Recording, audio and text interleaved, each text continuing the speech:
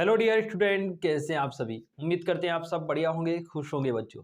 तो कैसी चल रही है आपकी तैयारी वार्षिक परीक्षा 2024 की, एक बार कमेंट करके सारे बच्चे जरूर बताएंगे। आज की इस वीडियो में हम आपको पृष्ठीय क्षेत्रफल एवं आयतन के वो महत्वपूर्ण क्वेश्चन करवाएंगे बच्चों, जिनमें से एक क्वेश्चन जरूर आपकी बोर्ड परीक्षा 2024 में पूछा जाएगा। और ये जो क्वेश्चन है बच्चों 4 नंबर में पूछा जाता है, यानी आज की इस वीडियो से आपके 4 नंबर पक्के होने वाले हैं। तो वीडियो को कंप्लीट देखिएगा, जितने भी क्वेश्चन मैं आपको करवाऊंगा वो सारे ही महत्वपूर्ण है। ठीक है, चलिए शुरुआत करते हैं फर्स्ट क्वेश्चन से। लकड़ी के एक ठोस वेलन के प्रत्येक सिरे पर एक अर्धगोला निकालते हुए एक वस्तु बनाई गई है, जैसा कि संलग्न आकृति में दिखाया गया है। यदि बेलन की ऊंचाई 10 सेंटीमीटर है तो आधार की त्रिज्या 3.5 सेंटीमीटर है, तो इस वस्तु का संपूर्ण पृष्ठीय क्षेत्रफल ज्ञात कीजिए। देखिए यहां पर एक बेलनाकार वस्तु है दोस्तों। मैं थोड़ा सा चित्र मैंने बना दिया, लेकिन मैं एक बार और आपको डायग्राम बना के दिखाऊंगा ताकि क्लियर हो जाए। देखो एक बेलनाकार वस्तु है बच्चों, ये क्या है, बेलन है एक। ये हमने एक बेलन बना लिया, ठीक है, ये हमने एक बेलन बना लिया। इस बेलनाकार वस्तु में से क्या कर रहे हैं, एक अर्धगोलाकार, इसके प्रत्येक सिरे पे से अर्धगोलाकार वस्तु काट ले रहे हैं, यानी निकाल ले रहे हैं। यानी कि एक अर्धगोला टाइप का लकड़ी इसमें से ऐसे करके निकाल ली गई। देखो ये तो इतना बेलन वाला सिरा था, बेलन का ढक्कन था मान लो, और ये इतना अर्धगोला इससे काट लिया गया।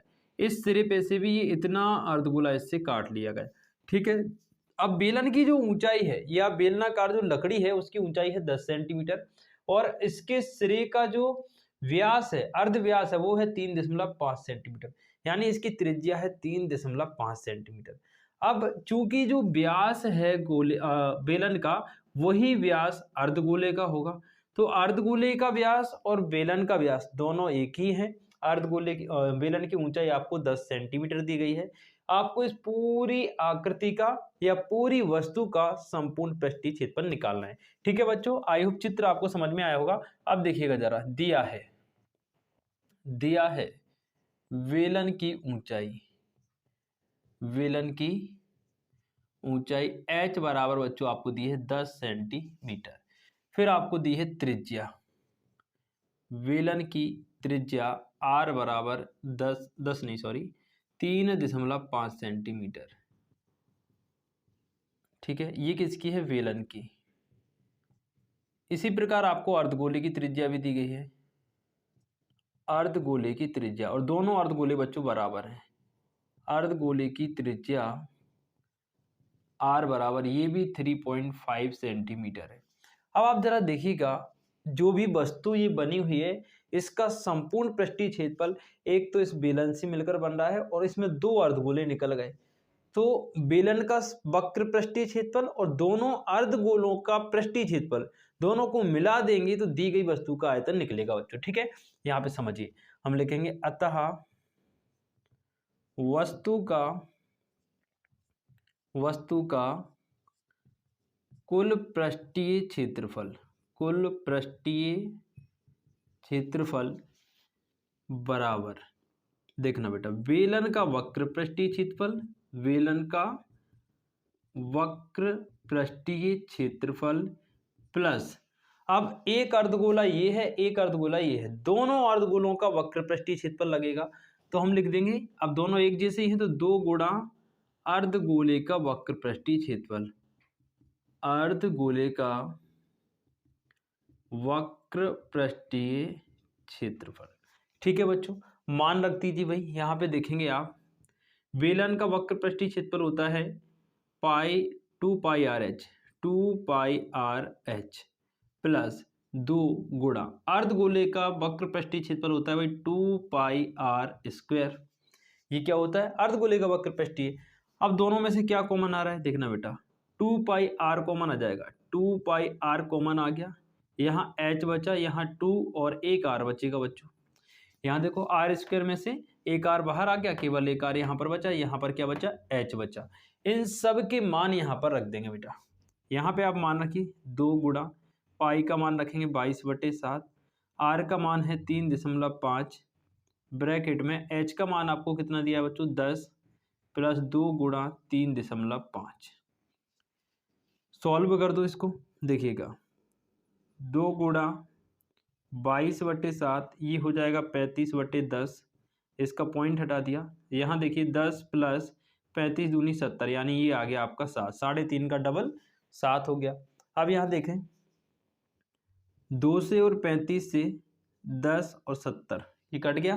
देखो 10 सत्ते 70 और 35 दूनी 70, 70 से 70 कट गया, 10 और 7 17 और 22 बचा। तो आपके पास जो फाइनल आंसर आ जाएगा वो कितना आ जाएगा, 17 गुणा 22, 17 दूनी 34 का 4, 17 दूनी 34 और 3 37, 374 सेंटीमीटर स्क्वायर ये आपका आंसर होगा बच्चों। यानी कि प्राप्त जो लकड़ी थी या लकड़ी द्वारा बनाई गई जो वस्तु थी उसका संपूर्ण पृष्ठीय क्षेत्रफल 374 सेंटीमीटर स्क्वायर होगा।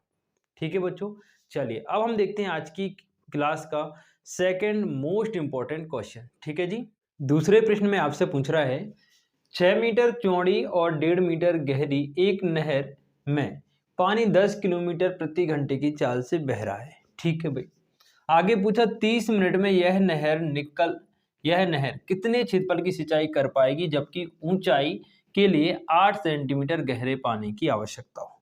देखिए आपसे बोला है एक नहर है जिसकी चौड़ाई है 6 मीटर और उसकी गहराई 1.5 मीटर है। इसमें जो पानी बह रहा है, मान लीजिए ये अपने पास एक नहर है, ये पानी इसमें बह रहा है, इसकी जो चौड़ाई है वो 6 मीटर है। ठीक है, और इसकी ये जो गहराई है, देखो एक इसमें गहराई होगी और एक चौड़ाई होगी, तो चौड़ाई कितनी है 6 मीटर और पानी की जो गहराई है वो 1.5 मीटर है। कितनी है 1.5 मीटर।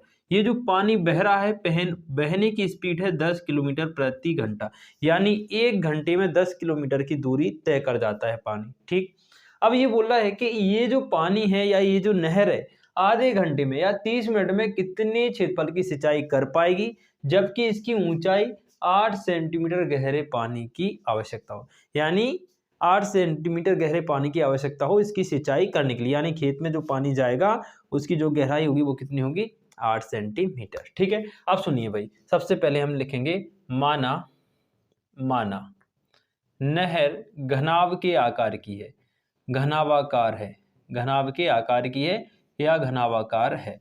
तो इसकी जो चौड़ाई है, चौड़ाई बच्चों चौड़ाई हमें दी गई है 6 मीटर और इसकी जो ऊंचाई है, चौड़ाई को b मान लिया, ऊंचाई को h मान लिया, ऊंचाई h ये कितनी दी गई है आपको 1.5 मीटर दी गई है बच्चों। ठीक है, और इसकी जो चाल दी गई है, चाल आपको दी गई है 10 किलोमीटर प्रति आवर।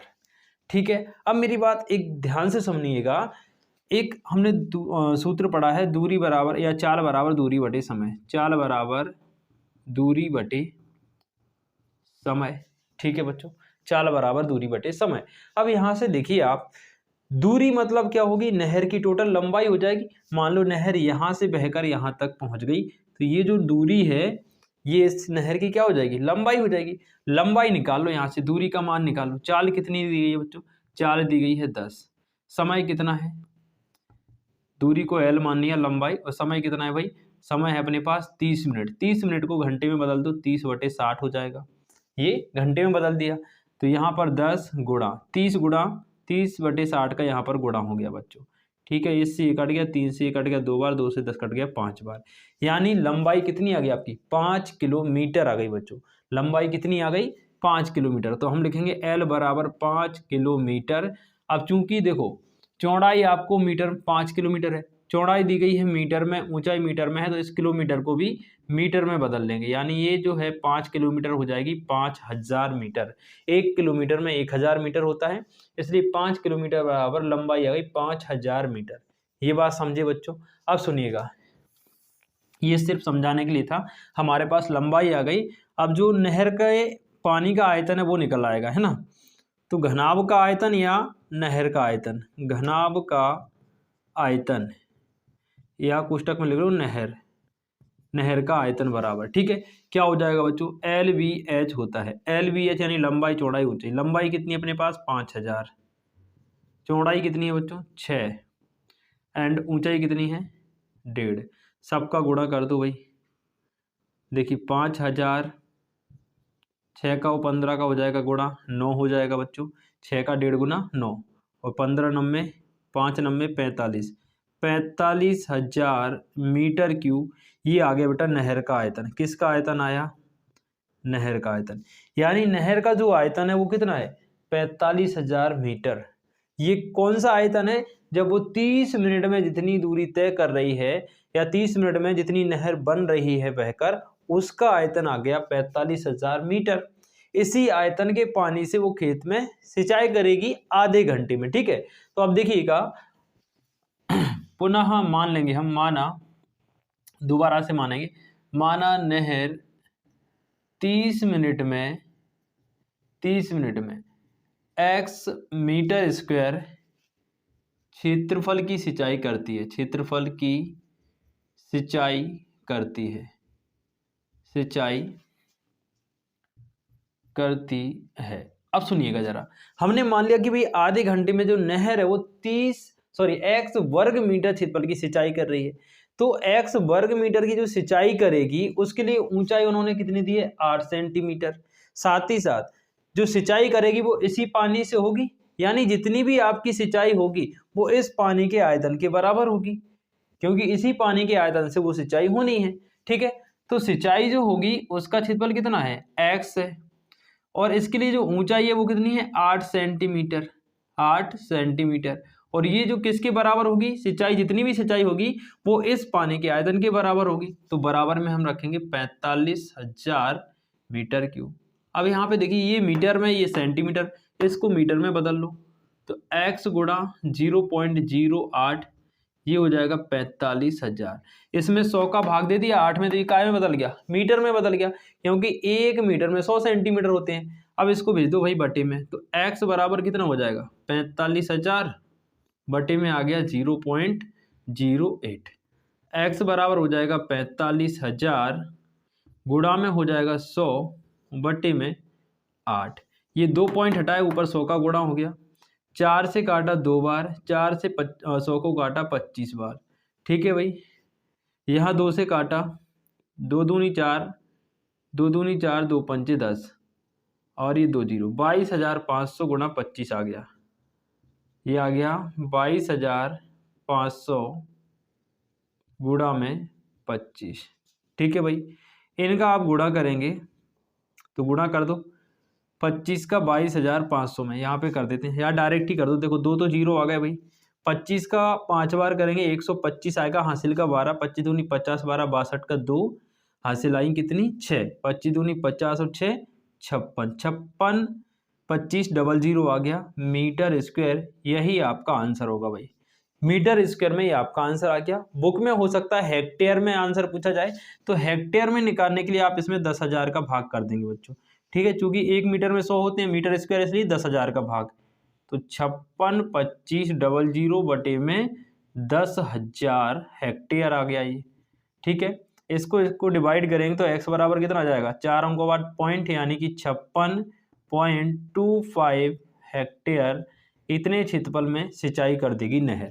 ठीक है बच्चों, ये आपका सेकंड मोस्ट इंपॉर्टेंट क्वेश्चन था, जो कि बोर्ड एग्जाम 2024 के लिए। ठीक है बच्चों, चलिए नेक्स्ट क्वेश्चन देखते हैं। एक खिलौना त्रिज्या 3.5 सेंटीमीटर वाले एक शंकु के आकार का है, जो उसी त्रिज्या के एक अर्धगोले पर अध्यारोपित है। इस खिलौने की संपूर्ण ऊंचाई 15.5 सेंटीमीटर है। तो इस खिलौने का संपूर्ण पृष्ठीय क्षेत्रफल ज्ञात कीजिए। देखिए भाई, बहुत आसान प्रश्न है। एक शंकु है अपने पास, ये यहां से लेके ये इतना वाला भाग शंकु है।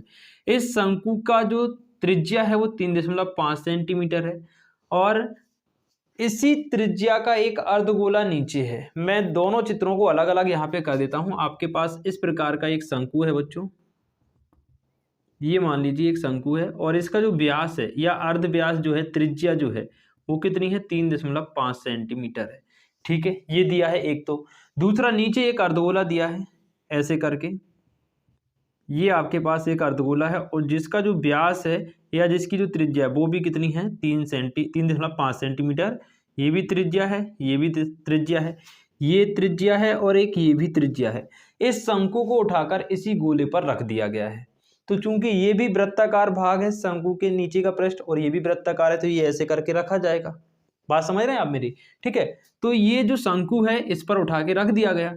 अब दोनों का पृष्ठ ऐसे करके मिल गया। अब शंकु की जो टोटल ऊंचाई है या इस वस्तु की जो टोटल ऊंचाई है यहाँ से लेके यहाँ तक, वो टोटल ऊंचाई कितनी है 15.5 सेंटीमीटर। लेकिन ये जो गोला है ना अर्धगोला, इसकी ये यहाँ से लेके यहाँ तक की जो त्रिज्या है वो कितनी है 3.5 सेंटीमीटर। चाहे आप ये वाली त्रिज्या ले लें चाहे ये त्रिज्या ले लें, दोनों का ही मान 3.5 सेंटीमीटर है, क्योंकि त्रिज्या हर जगह एक जैसी होती है बच्चों। ठीक है, अब अगर हम केवल शंकु की ऊंचाई निकालना चाहें यहाँ से यहाँ तक, तो 15.5 में से ये 3.5 इतना वाला भाग घटा देंगे, इस पूरी लंबाई में से ये लंबाई घटा देंगे तो ये वाली लंबाई निकल आएगी। ठीक है, आई होप आप मेरी बात समझ पा रहे होंगे। यहाँ पे हम लिखेंगे दिया है बेलन की ऊंचाई, बेलन की त्रिज्या लिख लो पहले, बेलन की त्रिज्या आर बराबर कितनी है भाई 3.5 सेंटीमीटर।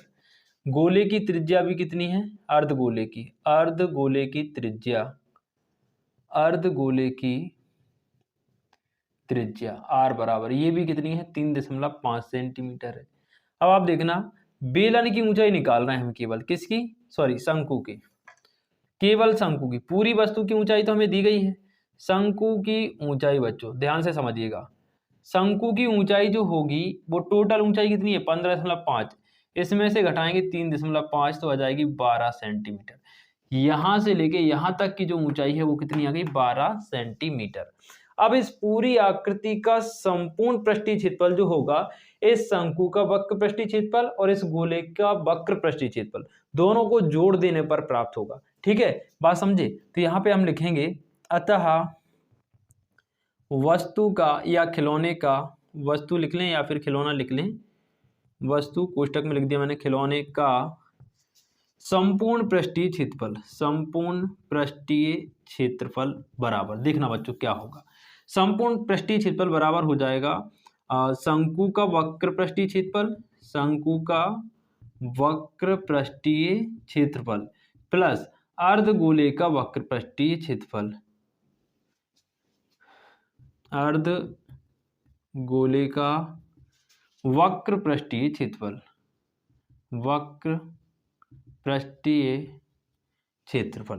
बात समझ रहे हैं आप मेरी, सुनिएगा। शंकु का वक्र पृष्ठीय क्षेत्रफल क्या होता है, पाई आर एल होता है बच्चों, पाई आर एल, प्लस अर्धगोले का वक्र पृष्ठीय क्षेत्रफल होता है 2 पाई आर स्क्वायर। अब यहां पर देखिए हमारे पास एल आ गया और एल का मान हमें निकालना पड़ेगा, तो एल का मान मैं यहां निकाल देता हूं, एल स्क्वायर बराबर R square plus H square. मान रखेंगे एल अंडर रूट हटा, स्क्वायर हटाएंगे अंडर रूट आएगा, आर का मान है भाई 3.5 का स्क्वायर प्लस एच मतलब 12 का स्क्वायर।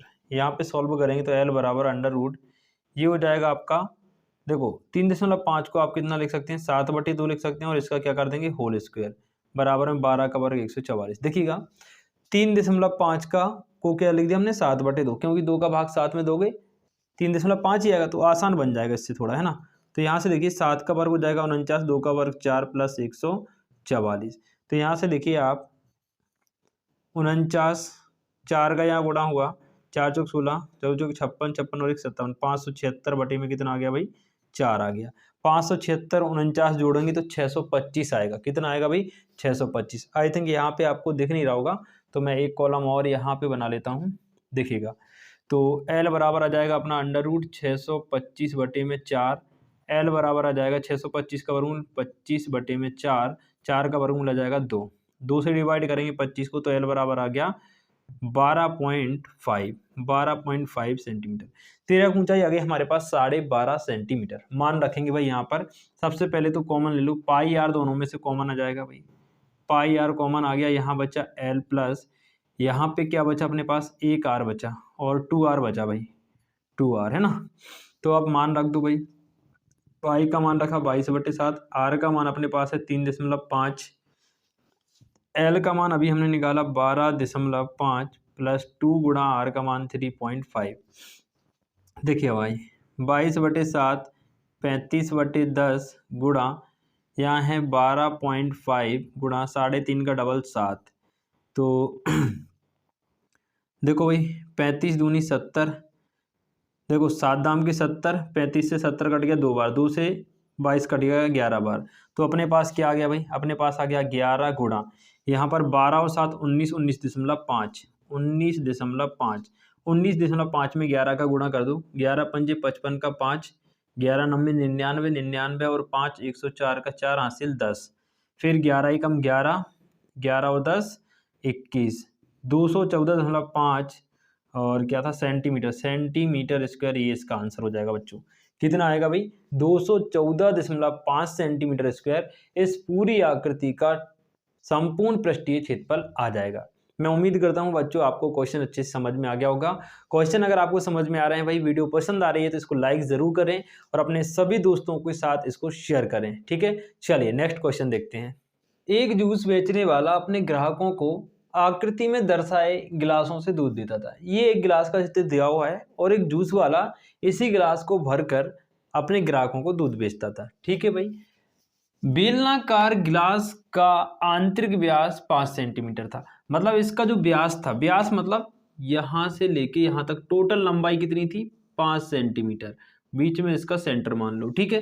टोटल लंबाई 5 सेंटीमीटर थी, परंतु गिलास के निचले आधार में एक उभरा हुआ अर्धगोला था।